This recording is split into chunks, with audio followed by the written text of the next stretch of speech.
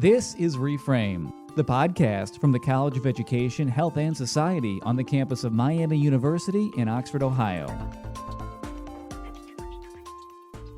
Not long ago, sports were sports and video games were video games, but the line between the two is blurring. The world of esports, or competitive video gaming, is quickly becoming a lucrative global phenomena. Today, popular PC and console games like Overwatch, League of Legends, Fortnite, NBA 2K, and many more are featuring superstar professional players who train in high-tech facilities to compete in regional and national events that are attracting legions of fans, mainstream media coverage, and even corporate sponsorships from companies like Nike, Mercedes-Benz, and State Farm, just to name a few.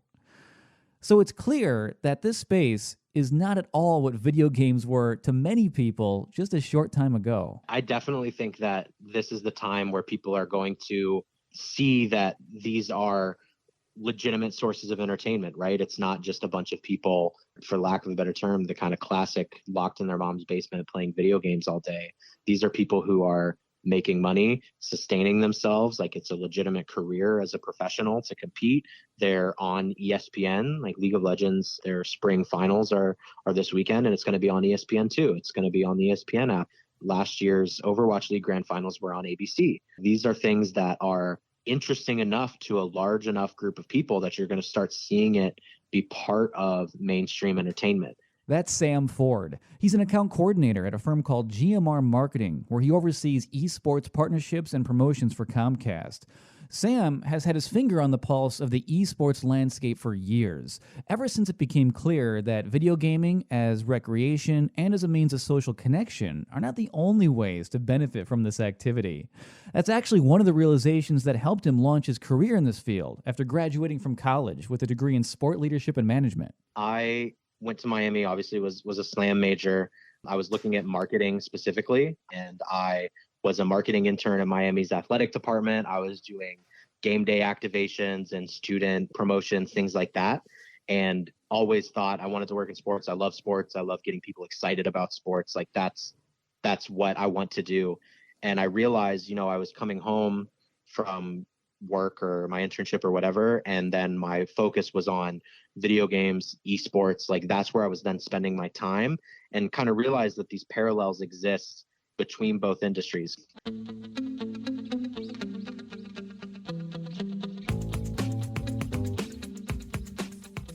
From the outside looking in, it might be easy to think that you need to become a professional player to make a career in esports. From Sam Ford's perspective, it's not hard to see how esports is starting to mirror the way the traditional sports industry operates as a whole.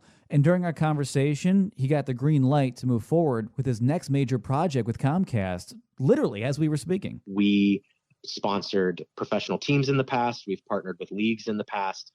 We have a pretty big partnership with a major esports league that should be announced. Oh, here, it's right here. So I can talk about it. We're going to be the presenting sponsor and preferred internet provider of the Overwatch League that just got announced just now. So that's something that we've been working on for the past 5 months, getting that solidified, getting our, deliverables and assets finalized with them on what that's going to look like from an in-broadcast standpoint to the step and repeat that's behind the casters when they're shown on camera, like mentions in the broadcast, social content, things like that. All things that would happen if you were working with the NFL on a similar deal. Same thing for us. It's just a different broadcast, different game. Right. But so instead of like the All-Star game or even just like an afternoon college football game, just instead think of all the things that go into putting on the Fortnite World Cup on Twitch or the League of Legends Championship on ESPN2. Yeah. I mean, you think of a football organization, right? They have a GM, they have marketing, they have legal, they have PR, they have social media. Then you have team operations where you have to have coaches and scouts and things like that. That is all true in gaming as well. You look at the NFL, the New England Patriots, they play football, and that's their sport. That's what they do. In esports, one of the biggest organizations in North America is a team called Cloud9. They have a team in League of Legends. They have Overwatch. They have PUBG. They have Dota. They have all under this one banner of Cloud9. Teams are participating in different titles, which is then different leagues, which is then different structures. And they have to keep all of that on track, even though they're all very different in what they do, but they're all under the same banner. So you have to have people who are managing that. So it's really, really interesting. Once you think about it, you think that they have to be so different, this professional gaming and then professional sports. But if you really start to think what it takes to keep that organization running, anything that you can think of from a standpoint of a professional organization and jobs would parallel in esports almost identically, I would say.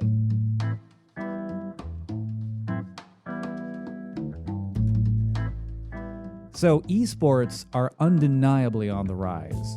As of last year, this multi-billion-dollar industry was already growing 18% annually.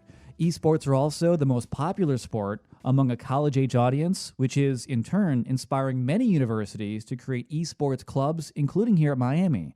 Miami was among the first universities to establish esports varsity teams, and it was recently awarded funding as part of the Boldly Creative initiative to establish the first major research-based esports curriculum in the country. But all this hype and intense interest around esports may still seem odd to many people. What do you say to people who say, I don't understand why anyone would want to watch someone else play a video game? Right. The response to why do you want to watch somebody play a video game when you could play it yourself is, why are you watching somebody throw a football when you could go outside and throw it around yourself, right? It's the desire to see the best of the best compete at the highest level of competition at something that you can't do yourself. And maybe people who are, really interested in watching football, it's because, they're an NFL athlete and they want to watch other people compete, or they're a college athlete and they want to see what's happening at the professional level and want to participate at that high level and are learning. That also happens in esports. People who are, trying to climb the ranks into these top tier leagues are watching and learning from players, not only through watching sanctioned competition, but also watching individual players who are live streaming their own gameplay just for fun, to watch them practice or to watch them give, tips and tricks. And that's something that's a little bit unique compared to traditional sports, where I can't decide I'm going to watch this NFL game strictly from Tom Brady's point of view and learn and watch what he watches and see what he does, where that's something that you can do in esports. There are things like with League of Legends where you can tune into the individual players' screens and you're watching exactly what they're watching and you're seeing exactly what they're doing, where that's just something that is not possible in traditional sports. Maybe someday that will happen, but that's kind of one of the added advantages of esports right now.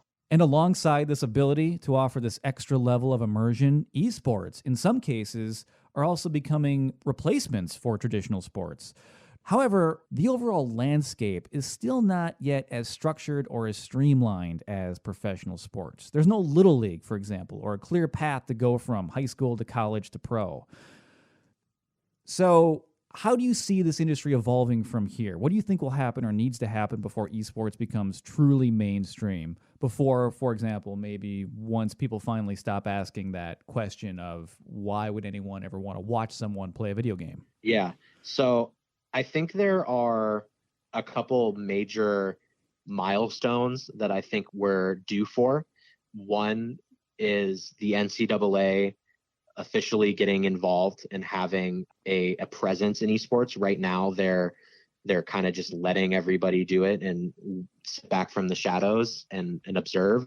But once you start to see that involvement and the true buy-in from collegiate athletics, and you're starting to see that on individual schools and places like Miami, obviously.